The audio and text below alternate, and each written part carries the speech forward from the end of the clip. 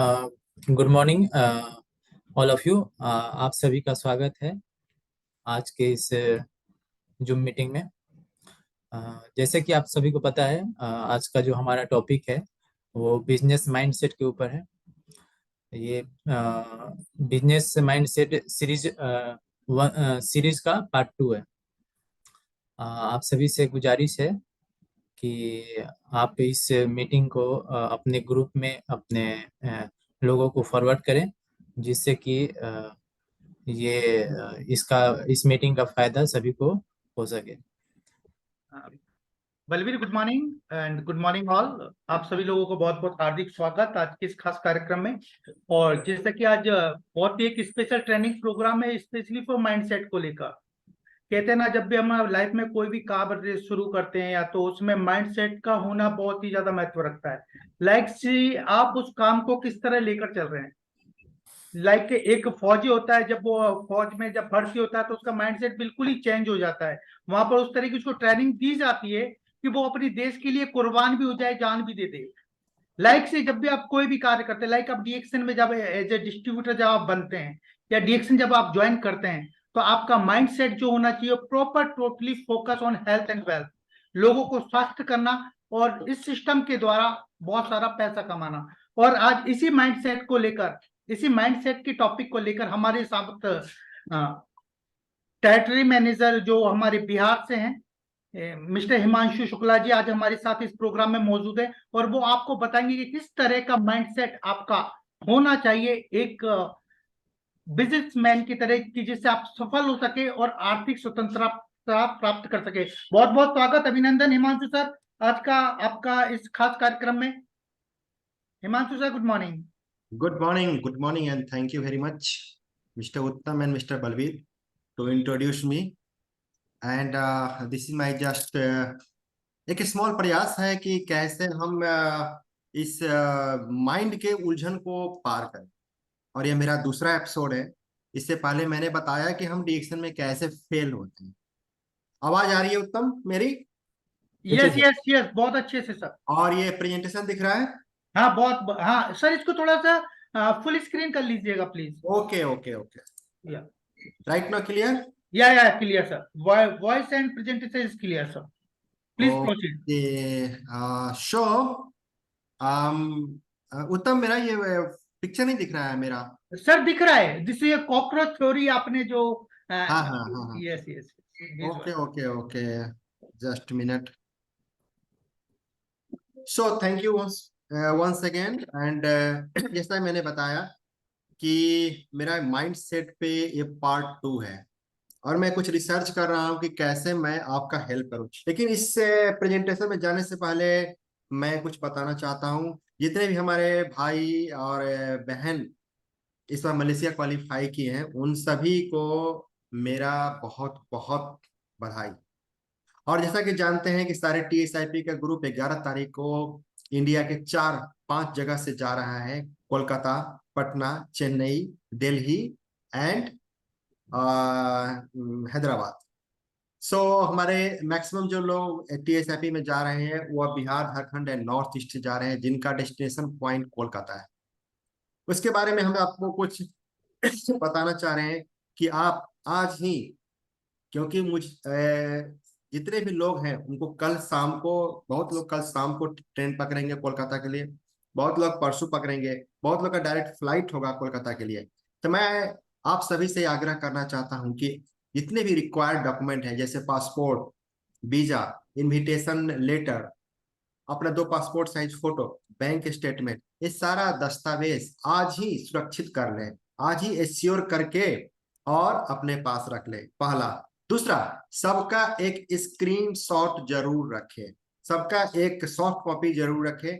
तीसरी पॉइंट, वो soft copy अपना किसी भी अपने नजदीकी दोस्त या मित्र जो आपके साथ उस प्रोग्राम में जा रहे हैं टीएसआईपी, उनको भी व्हाट्सएप कर दें। खुदा न खास्ते आपका अगर मोबाइल खो जाता है या दस्तावेज खो जाता है, एक कॉपी आपके मित्र के पास होगा।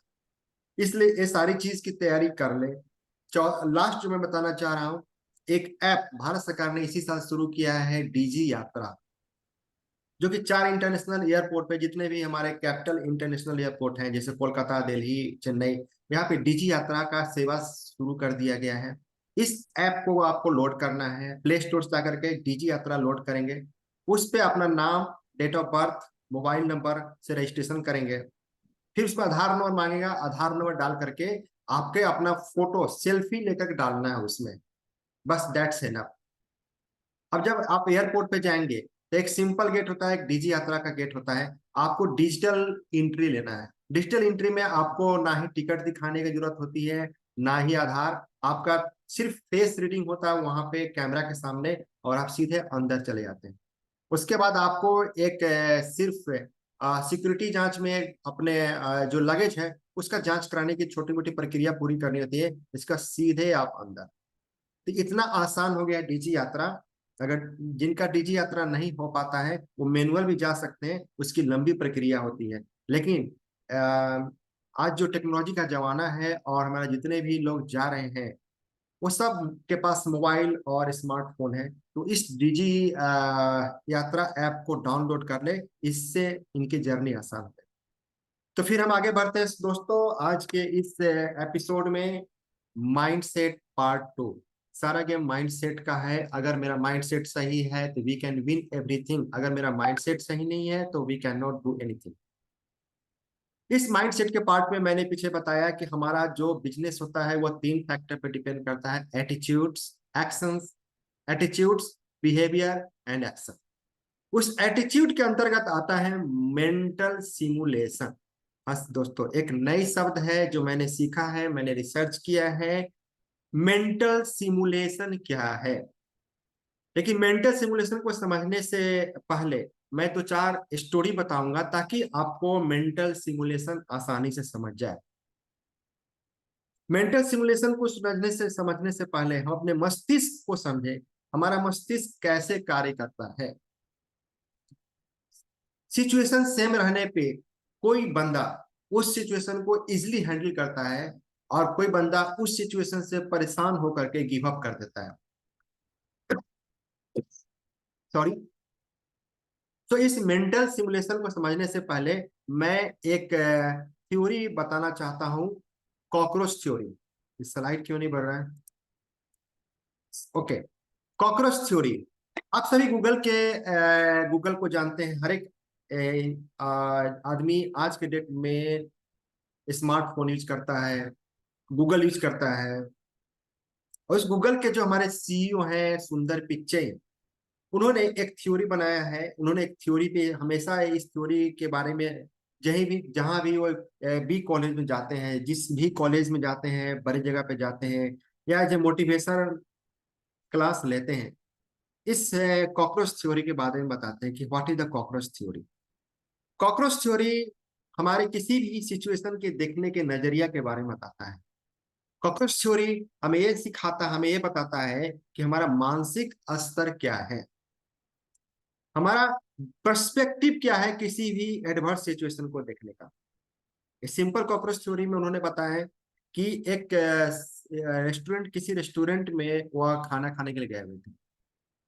वहां उनके खाना खाने के जो टेबल था, उस टेबल के सामने 3-4 लेडी बैठी हुई थी। उस लेडीज, सॉरी,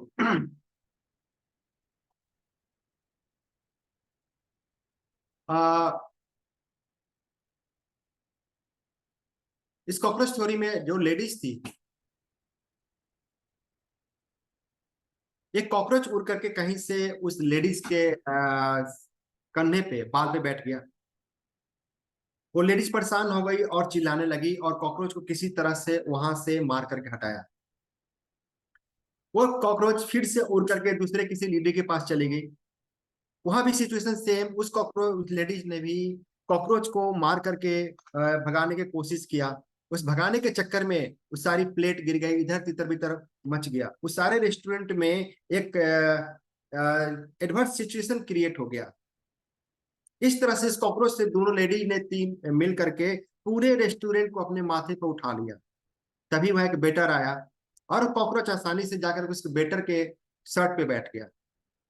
उस बेटर ने उस कॉकरोच को थोड़ी देर के लिए छोड़ दिया। कॉकरोच सीधे चलता गया, उस बेटर ने उस कॉकरोच को हाथ में लिया और जाकर के बाहर फेंक दिया। इस सारी घटनाक्रम को सुंदर पिचई देख रहे थे और उन्होंने इसका बहुत ही बेहतर ढंग से विश्लेषण किया। आखिर कॉकरोच वही था, बट उस महिला ने किस तरह उस कॉकरोच ने परेशान नहीं किया महिला को। महिला वो खुद अपने आचरण से, अपने व्यवहार से परेशान हुई। अगर वो कॉकरोच परेशान करता तो उस बेटर भी परेशान होता। बेटर ने किस स्मूथली, कैसे, किस माइंडसेट से उस कॉकरोच को उठा करके फेंक दिया। कहने का अर्थ यह होता है कि हम प्रतिक्रिया जल्दी करते हैं, हम कोई भी सिचुएशन को देख करके प्रतिक्रिया जल्दी करते हैं। बशर्ते होना ये चाहिए कि हमें सॉल्यूशन पे काम करना चाहिए। अगर हम लाइफ में सक्सेस होना चाहते हैं, अगर हम कहीं से मुझे कुछ निगेटिव इम्पल्स मिलता है, निगेटिव सिचुएशन दिखता है, हमें जल्द प्रतिक्रिया नहीं करनी चाहिए, हमें थोड़ा इंतजार करना चाहिए।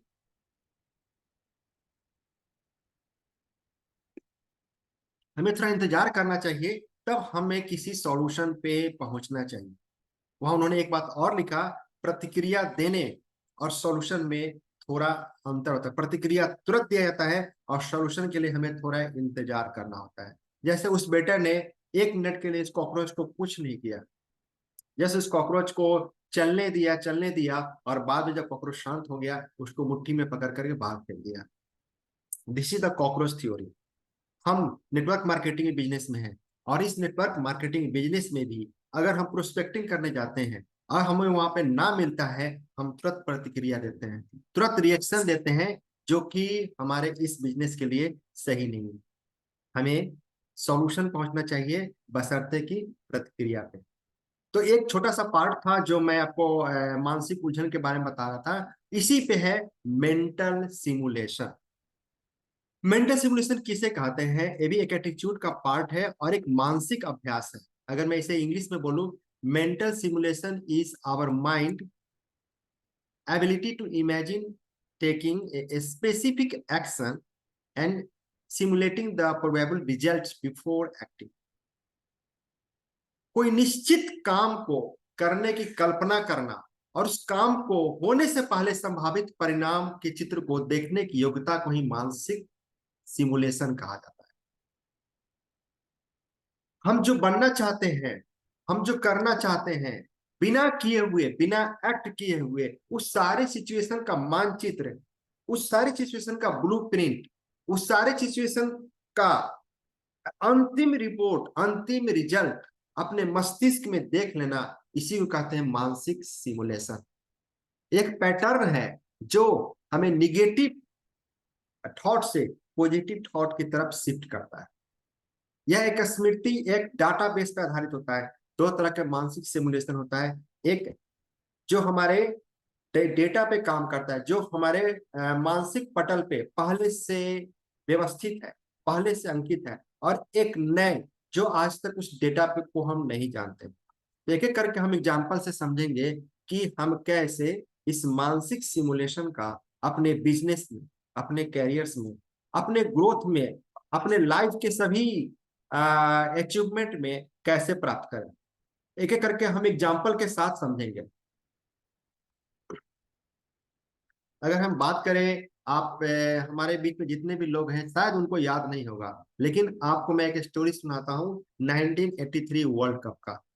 1983 वर्ल्ड कप में उस समय हमारे कैप्टन हुआ करते थे कपिल देव, और उसमें हमारे बैट्समैन थे सुनील गावस्कर और बहुत सारे प्लेयर, श्रीनाथ वगैरह बहुत सारे प्लेयर थे, महेंद्र अमरनाथ थे। उससे पहले उस समय उस वर्ल्ड कप में भारत ने पहली बार वर्ल्ड कप जीता वेस्ट इंडीज के खिलाफ। इससे पहले 1974 और 1974 और 1979 में वर्ल्ड कप के विजेता थे West Indies. West Indies world cup और वर्ल्ड के क्रिकेट के क्षेत्र में एक महान नाम हुआ करता था जिस समय। उन्होंने 1975 का वर्ल्ड कप जीता, 1979 का वर्ल्ड कप जीता, और 1983 में भी वो सेमीफाइनल वर्ल्ड कप में पहुंच गए थे। मैं जहां बताना चाह रहा हूं, आपके मोरल स्टोरी पे पहुंचना, उस जगह पे कैसे हम इस कहानी को हम अपने लाइफ से जोड़ सकते हैं, मानसिक सिमुलेशन से, मेंटल सिमुलेशन से कैसे हम इसको कनेक्ट कर सकते हैं।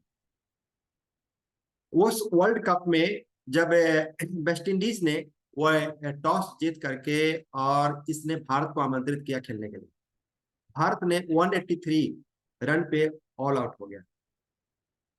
उसमें हमारे बेब रिचर्डसन और जैसे महान क्रिकेटर हुआ करते थे, उन्होंने एक कैप्टन में उन्होंने क्या किया कि अपना एक टीम का एक ऐसी व्यवस्था बना ली थी। उन्होंने 11 प्लेयर में स्पेसिफिक प्लेयर का चुनाव किया था, जिसमें 6 बैट्समैन, 4 बॉलर और 6 बैट्समैन जो कि बॉलर के तरीकों को थोड़ा भी नहीं जानते थे, उनके बॉल करने की कोई अंदाज नहीं था। 4 बॉलर जो बैट्समैन में जीरो थे, जो बैटिंग में जीरो थे, उनका कोई अनुभव नहीं था, और एक विकेट्स कीपर लेकर के उन्होंने क्रिकेट के दुनिया में 20 साल तक राज किया। जब वो लगातार जीत पे जीत हासिल किया वेस्ट इंडीज, तब उनका मानसिक, उनका एटीट्यूड, उनका पूरा गड़बड़ हो गया कि अब मुझे दुनिया में कोई हरा ही नहीं सकता है। और इसी विचारधारा से, इसी एटीट्यूड से वो भारत के साथ खेले। और ऐसा हुआ कि कपिल देव ने लास्ट इस क्रिकेट को समाप्त किया, कैच आउट करके 140 पे पूरा वेस्ट इंडीज ऑल आउट हो गया और भारत में वर्ल्ड कप आ गया। लेकिन कहानी इतना ही नहीं, कहानी उसके आगे बनती है दोस्तों, कि कैसे मेंटल, यहाँ पे हम मस्तिष्क और जो हमारे ऑथर हैं, जो इस कहानी को उस अपने बुक में चरितार्थ किया है कि हाँ कैसे एटीट्यूड, एक अच्छा एटीट्यूड काम करता है। जब भारत वर्ल्ड कप जीत करके आया तो पूरी दुनिया में, पूरे विश्व में भारत की वाहवाही होने लगी।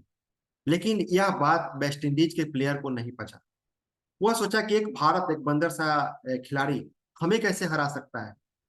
और उन्होंने 1 महीने बाद ही भारत के बीसीसीआई बोर्ड को चैलेंज दिया कि हम इंडिया में आकर के इंटरनेशनल मैच और टेस्ट मैच खेलना चाहते हैं। भारत बीसीसीआई ने स्वीकार कर लिया उनका इनविटेशन और वेस्ट इंडीज के सारे खिलाड़ी इंडिया में आए। उन्होंने 6 इंटरनेशनल मैच, वनडे मैच खेला भारत के साथ, और 6 के 6 मैच में भारत की करारी हार। तब भारत के सारे लोग और विश्व के सारे लोग ये समझने लगे कि यह गलती से और लकली भारत ने वर्ल्ड कप जीत करके लाया है, या इनकी पुरुषार्थ पे नहीं, या इनके एबिलिटी से या वर्ल्ड कप नहीं जीते हैं, या बाय डिफॉल्ट वर्ल्ड कप जीत करके आया है। उसके बाद टेस्ट मैच हुआ। टेस्ट मैच में लगातार 3 टेस्ट मैच इंडिया हार गया। तब तो बुरी हालत हो गई पूरे विश्व में। अब तो प्लेयर्स भी समझने लगे कि हम लोग किसी काम के लायक नहीं है। गवर्नमेंट भी इन पे समझने लगी कि नहीं, हमारा जो क्रिकेटर, हमारे जो प्लेयर्स हैं, वो बाय डिफॉल्ट ये वर्ल्ड कप जीत करके आए हैं, इनमें कोई टैलेंट नहीं है। लेकिन उसमें एक व्यक्ति था जो सारी क्रिकेट प्रेमी था, वो साइकोलॉजी का बहुत जानकार था। उसने कहा कि हम भारत को जीत दिला सकते हैं, और उन्होंने काउंसलिंग शुरू किया सारे क्रिकेटर का। सबसे पहले उस समय क्रिकेट पे उतरते थे ओपनर में सुनील गावस्कर, और सुनील गावस्कर का मेंटल सिमुलेशन कराने लगा। मेंटल सिमुलेशन यानी कि मानसिक चित्र, यानी कि उनका काउंसलिंग हुआ, और उसमें उन्हें सिखाया गया कि आप डिफेंसिव से एग्रेसिव की तरफ आपको जाना है। और कैसे जाना है, आपको एक मानसिक चित्र बनाना है। आपको एक सिचुएशन ए है, आप डिफेंसिव, और सिचुएशन बी पे जाना है एग्रेसिव। आपको ये देखना है कि हर एक बॉल पे मैं छक्का चौका मार रहा हूं, हर एक बॉल पे मैं रिजल्ट दे रहा हूं। इस तरह का उनका मानसिक चित्र एक बनाया गया, एक स्केच बनाया गया, एक आउटपुट, घटना होने से पहले एक आउटपुट डिजाइन किया गया सारे प्लेयर के लिए, और उस आउटपुट पे फोकस किया गया। और इस मानसिक सिमुलेशन के बाद, इस एटीट्यूड के साथ फिर उनको उतारा गया, और लगातार 3 का 3 टेस्ट मैच इंडिया ने जीता। इससे साबित हो गया कि हमारा ये जो मानसिक सिमुलेशन है, हमारा एटीट्यूड सबसे बड़ा फैक्टर है हमें किसी भी क्षेत्र में जीत दिलाने के लिए। तो ये वर्ल्ड कप थ्योरी था जो मैंने आपको बताया। मानसिक सिमुलेशन किसे कहते हैं?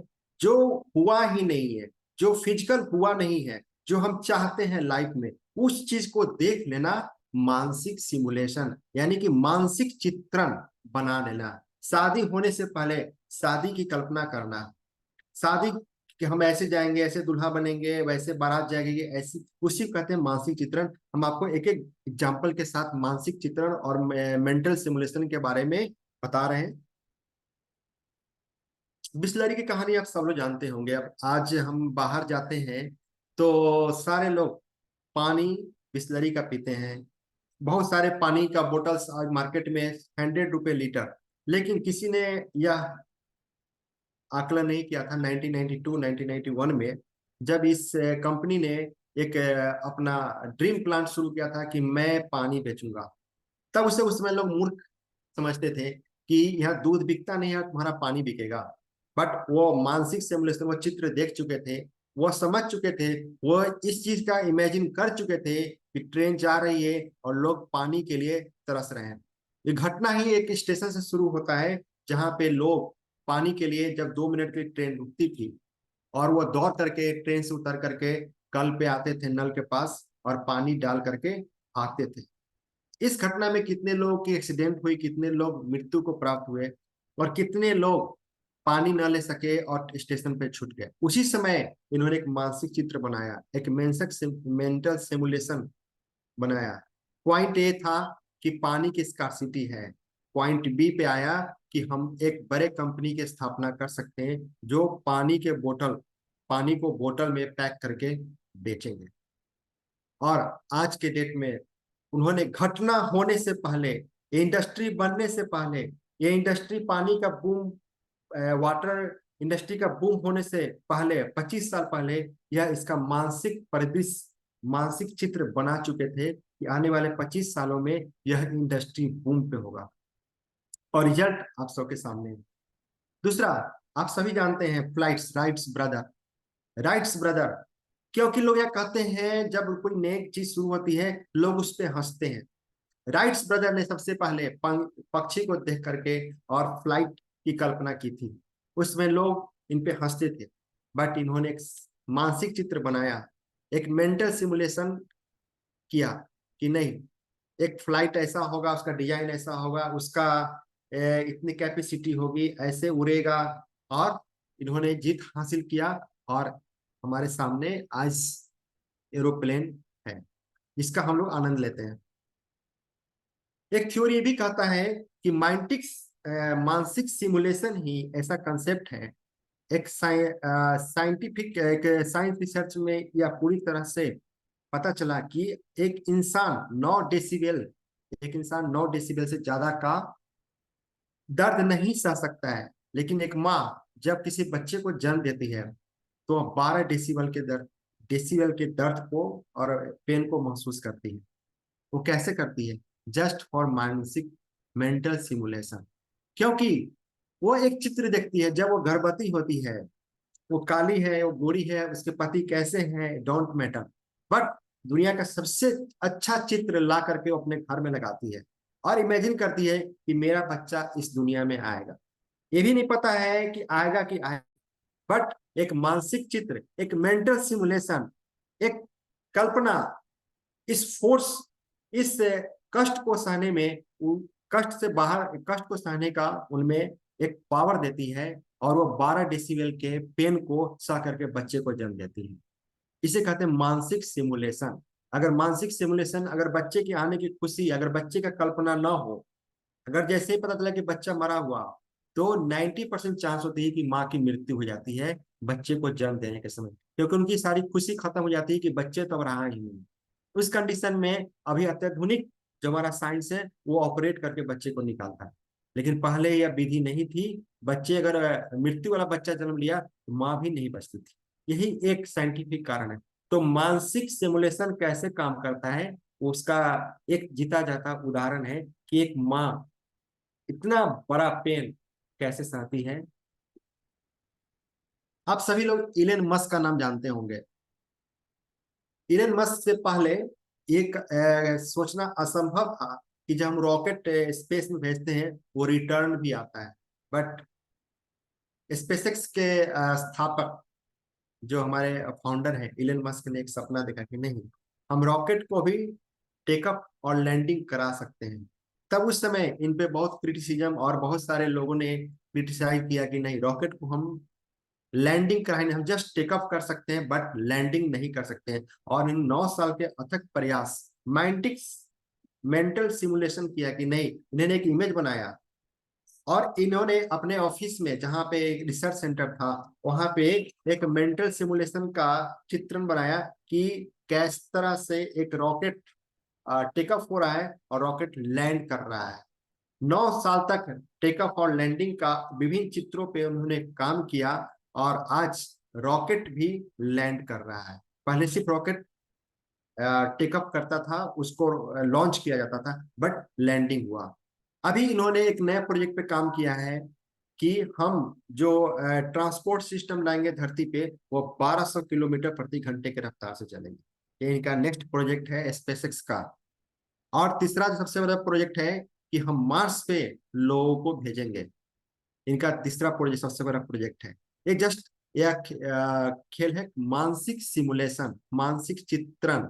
और ये क्या करते हैं, इनका इन्होंने इसकी बहुत अच्छी से व्याख्या की है कि होने से पहले होने वाली घटना को देखना, यह मेंटल सिमुलेशन है। इस मेंटल सिमुलेशन, यह पावर, यह फोर्स हमें उस कार्य को करने के लिए सारे ब्रह्मांडीय शक्ति को एकत्र करती है, सारे घटनाओं को, सारे मटेरियल्स को, सारे ऑप्शंस को हमारे दिमाग में लाती है। इसलिए दोस्तों, आप भी मानसिक चित्रण बनाना सीखिए।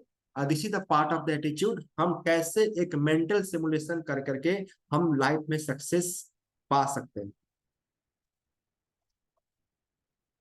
इसी तरह से आप सभी जानते हैं, होने से पहले पहले छोटे छोटे दुकान हुआ करते थे, छोटे छोटे मल्टीप्लेक्स नहीं थे, पहले छोटे छोटे सिनेमा घर में हम पिक्चर दिखा करते थे।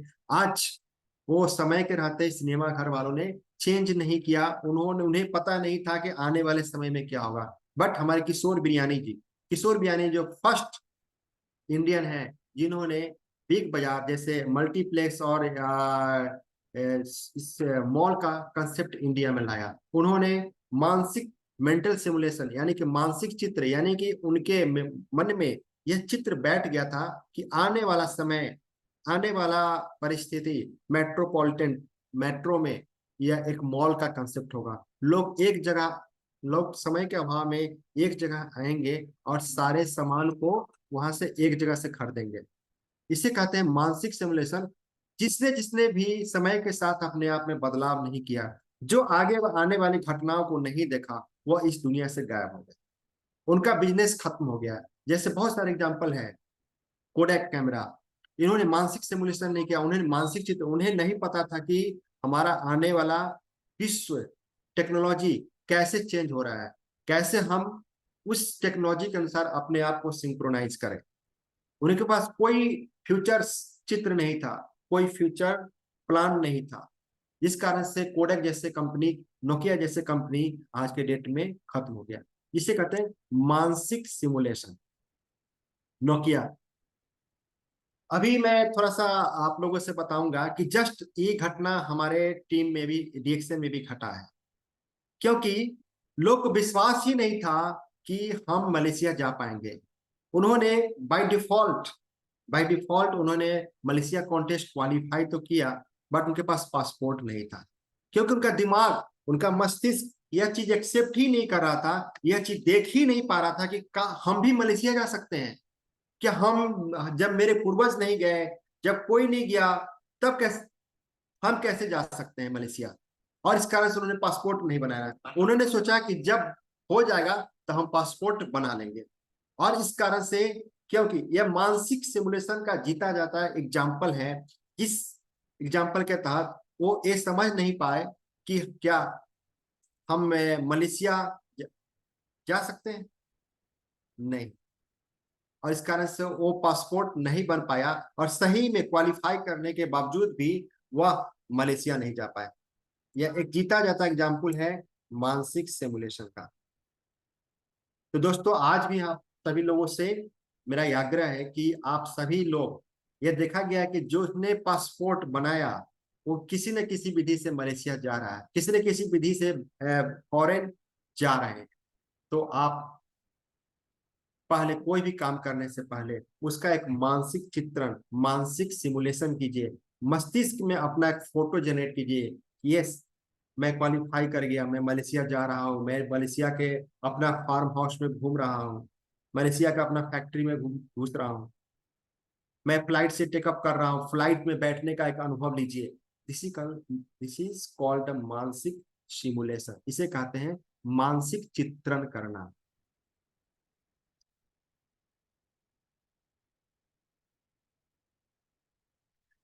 अब हम इसको आते हैं कि मानसिक चित्रण कैसे बनाएं।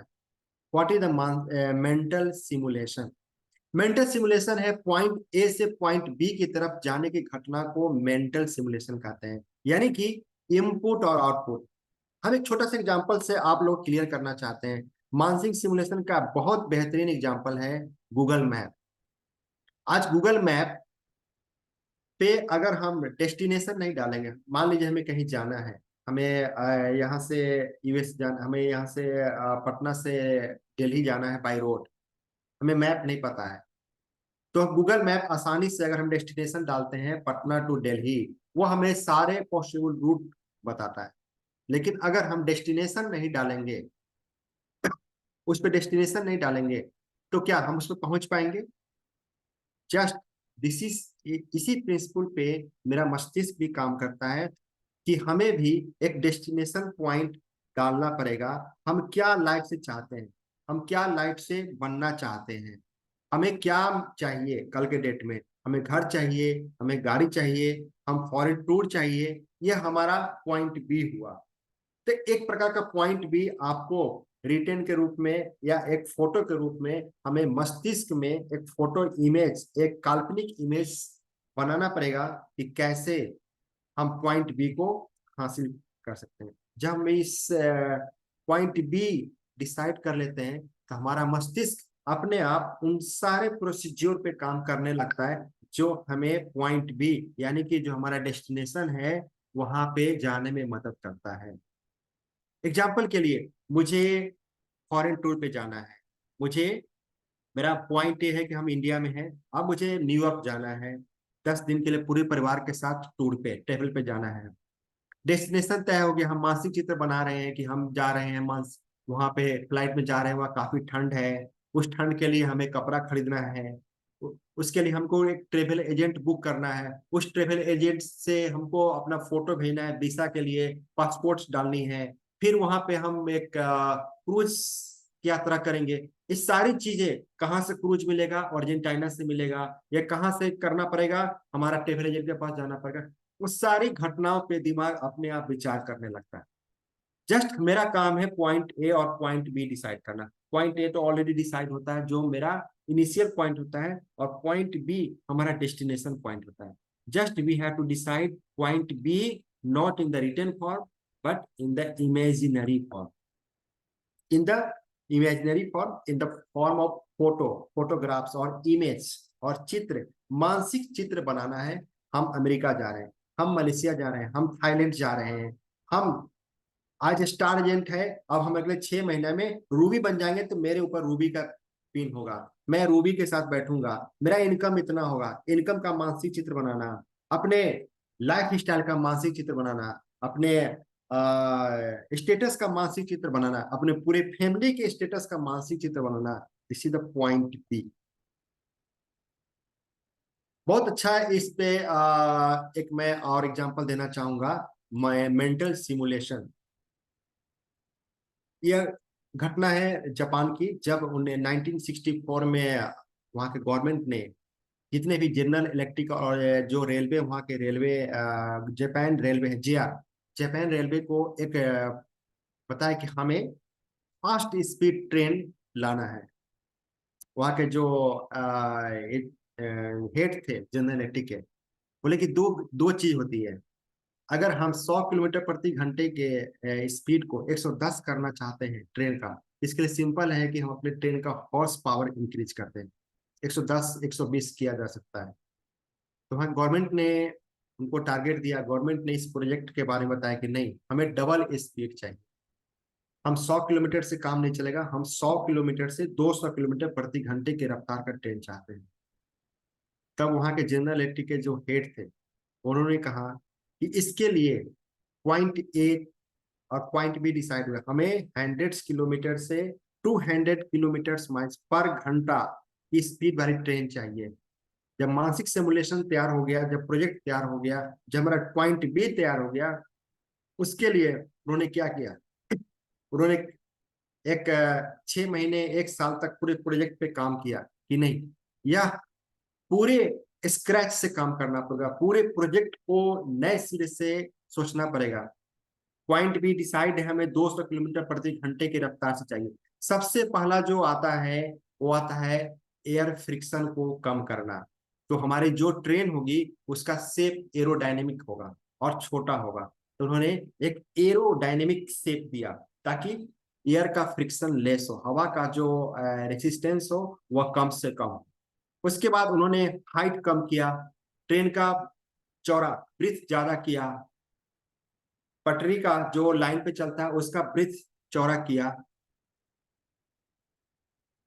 इस तरह से उन्होंने जब पॉइंट भी डिसाइड हो गया तो वो सारा ऑटोमेटिक कौन कौन से पॉसिबिलिटी, सारे पॉसिबिलिटी उनके ऑप्शन, सारे उनके पॉइंट्स, डॉट्स आने लगे और उन्हें सारे डॉट्स को कनेक्ट कर करके वो पॉइंट्स बी पे पहुंच करके सफलता हासिल की।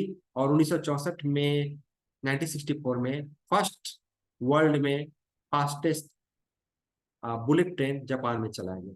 यानी कि point B, you have to first decide a point B. जितना भी हम आपको स्टोरी बता रहे हैं वो इसमें यह डिसाइड करता है कि हम पॉइंट बी पे काम करें।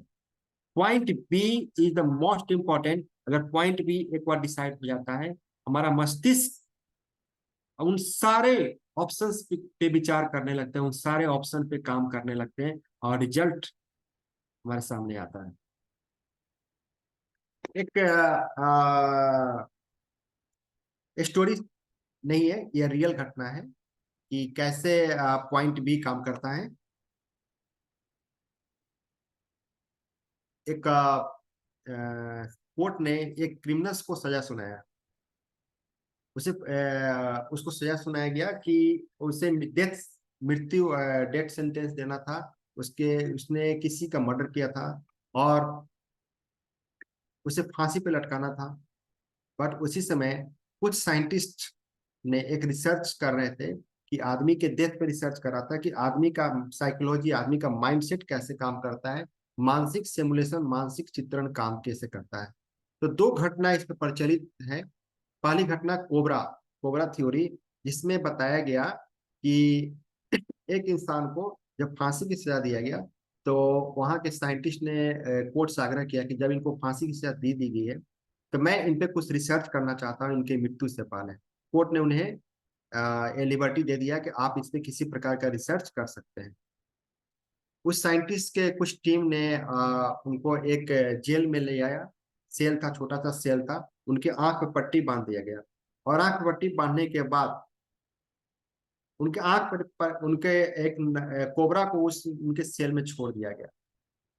उस कोबरा के दांत पहले तोड़ दिया गया। उस कोबरा में बाइट करने की पावर नहीं थी, बट उसको दिखाया गया कि इसमें कोबरा छोड़ दिया गया है और ये कोबरा काट काट कर तुमको मारेगा। और साथ जब कोबरा छोड़ने के बाद उनके आंख पट्टी बांध दिया गया, हाथ बांध दिया गया और एक छोटा सा सुई उनके पैर में चुभाया गया। ये एहसास कराया गया कि आपको कोबरा डंक मार रहा है। ये 3-4 बार उनको एहसास कराया गया और सही में उनकी मृत्यु हो गई। जब उनका पोस्टमार्टम किया गया तो उस पोस्टमार्टम रिपोर्ट में वो सारी चीज आया जो एक जहर, कोबरा का जहर फैलने के बाद जो एक रिपोर्ट आता है, ब्लड का रिपोर्ट, वही ब्लड, वही सिम्टम्स पाया गया। उनके सारे शरीर में कोबरा के जहर का अंश पाया गया। तो एक मानसिक एक सिमुलेशन हो गया था कि हमें कोबरा काटने से मेरी मृत्यु हुई। कोबरा काटने से जब कोबरा के बारे में बताया गया, उसी समय उनके जब पिन चुहाया गया, वो ऐसा महसूस करने लगे कि मेरे शरीर में पूरा जहर फैल चुका है, अब मैं मर जाऊंगा। इसी तरह मानसिक सिमुलेशन, आप अगर इसका पॉजिटिव यूज करेंगे तो ये पॉजिटिव तरीके से रिजल्ट देगा। अगर आप इसका निगेटिव यूज करेंगे तो ये निगेटिव तरह से यूज करेगा। दूसरा एक बहुत बड़ी घटना है कि न्यूयॉर्क में ही एक कातिल ने बर्फ का चाकू बना करके किसी की हत्या कर दिया। जब वो ये मामला कोर्ट में पहुंचा तो जज ने इसकी सजा दी। ये बहुत चालाक था, इसको भी उसी तरह का सजा दिया जाए, 1 महीने इसको जेल में रखा जाए और 1 महीने इसको फ्रिज में रख दिया जाए। जब उसको फ्रिज में डाला गया और 1 महीने के बाद जब निकाला गया तो और उसका पोस्टमार्टम हुआ तो फ्रिज तो खराब था, फ्रिज में बर्फ था ही नहीं। लेकिन उसका जो रिपोर्ट आया उस रिपोर्ट में यह बताया गया कि इसकी मृत्यु ठंड लगने से हुई, जबकि वो फ्रिज खराब था। तो मैं ये कहना चाहता हूं कि आप जैसा मस्तिष्क को मैसेज देंगे पॉइंट्स बी के लिए, जैसा मटेरियल्स देंगे, जैसी आप एनवायरमेंट क्रिएट करेंगे, वैसा ही रिजल्ट आपके पास आएगा। तो ये सारे जो एग्जाम्पल मैंने बताया, ये सारे एग्जाम्पल है प्री डाटा बेसिस पे, जिसके बारे में हमें अनुभव है। इस पे एक और थ्योरी है, वोल्केनो थ्योरी, मानसिक मेंटल सिमुलेशन पर वोल्केनो थ्योरी। अनुभव किया गया कि एक आदमी को अगर वोल्केनो में डाल दिया जाए तो क्या होगा। वोल्केनो में डाल दिया जाए, चूंकि उनको ये पता है कि अगर हम किसी आग को टच करते हैं तो हमें जलन होगी और जलन से पेन होगा और ज्यादा पेन होगा तो हमारी मृत्यु हो सकती है। तो वह महसूस करने लगे, क्योंकि उनके पास ये डेटा पहले से है कि अगर हम आग के बीच में जाते हैं, आग के गोला के बीच में जाते हैं, हमारी मृत्यु हो जा सकती है। तो दिस इज द मानसिक सिमुलेशन। एक एग्जाम्पल, इसका बेहतरीन एग्जाम्पल है, जब हम किसी रेस्टोरेंट में या किसी भोज में जाते हैं और वहां पे बहुत अच्छा डिश हमको मिलता है, वो डिश हमें परोसा नहीं जाता है, बस डिश को देखते ही हमारे मुंह में पानी आ जाती है, क्योंकि वह हमारा मस्तिष्क, हमारा माइंड के पास एक डेटा है। वह डिश अगर मीठा है, खाएंगे तो इसका टेस्ट ऐसा होगा, और टेस्ट का नाम आते ही हमारे मुंह में मीठापन का एहसास होने लगता है। यह सब मानसिक सिमुलेशन का ही उदाहरण है। इस तरह से अगर हम ये सब सारी चीजें, अगर निगेटिव चीज हमारा पिन पॉइंट करके हमारा डेथ हो सकता है, हम बिना बर्फ के ठंड लग के मर सकते हैं, हमारे बिना मिठाई स्वीट्स खाए हुए हमें यह अनुभूति आ जाती है कि यह स्वीट्स मीठा है। उसी तरह से हम जो चाहेंगे लाइफ में कि अगर हम डायमंड से क्राउन डायमंड बन सकते हैं, तो यह संभव है। इस टेक्निक से संभव है कि हम अगर पॉइंट ए आज स्टार है, पॉइंट बी क्रिएट करेंगे रूबी, हम रूबी बहुत समय बन सकते हैं।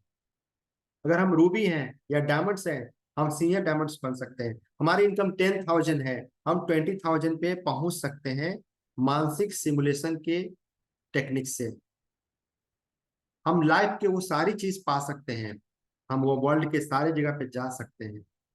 दिस इज द मानसिक सिमुलेशन। एक रिसर्च एक जर्नल में आया था, मैं उस जर्नल को पढ़ रहा था कि एक लड़का था जो 15 साल में अपने 57 गोल लिखे थे। 57 गोल लिखे थे, जिसमें वो था माउंट एवरेस्ट पे चढ़ना, टॉप इंडिया वर्ल्ड के टॉप नदी को तैर करके पार करना। इस तरह के बहुत सारे 57 उन्होंने गोल लिखा था। और प्रत्येक गोल को प्राप्त करने से पहले वो मस्तिष्क में प्राप्त करते थे, मस्तिष्क में उसका पूरा चित्रण बनाते थे। मस्तिष्क में वो अनुभव करते थे कि अगर हम माउंट एवरेस्ट पे चढ़ेंगे तो कैसा कैसा हम फील करेंगे, कैसे हम आगे के चढ़ने के समय आगे की तरफ लीन होंगे और उतरने के समय पीछे की तरफ लीन होंगे। उन्होंने सब सारी चीज, और 60 साल की उम्र में उन्होंने 56 गोल प्राप्त किया, just by the mental simulation, मानसिक सचित्रण से। तो दोस्तों, मानसिक चित्रण का बहुत योगदान है। अगर आपके पास बहुत सारे आइडियाज हैं, बहुत सारे कंसेप्ट हैं, बट आप पॉइंट बी का मानसिक चित्रण नहीं बनाते हैं, पॉइंट्स बी का आप अगर फिगर्स नहीं बनाते हैं, मेंटल सिमुलेशन नहीं करते हैं, तो यह प्राप्त करना लगभग असंभव है। इसलिए मेरा आग्रह है कि आप सभी लोग मस्तिष्क और मानसिक सिमुलेशन पे काम करें। आप जो भी पाना चाहते हैं, जो भी आपकी जिंदगी से, या अपने परिवार के लिए, या अपने बच्चे के लिए, या अपने किसी रिलेशन के प्रति आपका अगर नजरिया गलत है या कुछ फ्रिक्शन है, आप मानसिक सिमुलेशन कीजिए कि our relation is good with me, and जिनके साथ आपका रिलेशन बनाना है वो पॉइंट बी है, उनका साथ और अपना एक अच्छा सा रिलेशन का एक मानसिक चित्र बनाइए और यू सी द रिजल्ट। यह काम करता है, मानसिक सिमुलेशन। सो इस मानसिक सिमुलेशन को, मेंटल सिमुलेशन को हम यूज कर सकते हैं अपने इस डीएक्सएन में सक्सेस के लिए। इसका जो हम थर्ड पार्ट लेकर के आएंगे, इस तरीके पर लेकर के आएंगे कि मानसिक सिमुलेशन में कौन कौन से पॉइंट्स आते हैं और कैसे हम स्टेप बाय स्टेप मानसिक सिमुलेशन प्राप्त कर सकते हैं, यानी कि मानसिक चित्रण कैसे बनाना है किसी घटना को लेकर के या किसी पॉइंट्स बी को लेकर के। So point A, how to connect point A to point B. Point A मेरा इनपुट्स है, पॉइंट बी मेरा आउटपुट है। Point A initial point and point B मेरा destination point. So thank you दोस्तों, मैं बहुत जल्द ये भी लेकर के आऊंगा, how to connect so many dots between point A to point B. Thank you very much.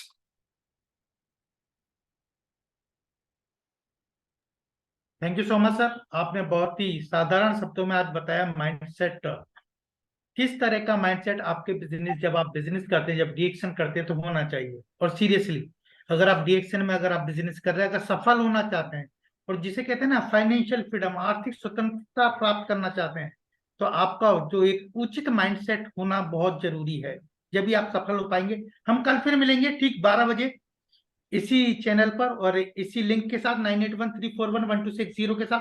तो ज्यादा से ज्यादा लोगों को फॉरवर्ड कीजिएगा, लिंक सेम रहता है, मंडे टू फ्राइडे हम मिलते हैं, तो कभी संकोच ना कीजिएगा। Wish you all the best, go crown, thank you.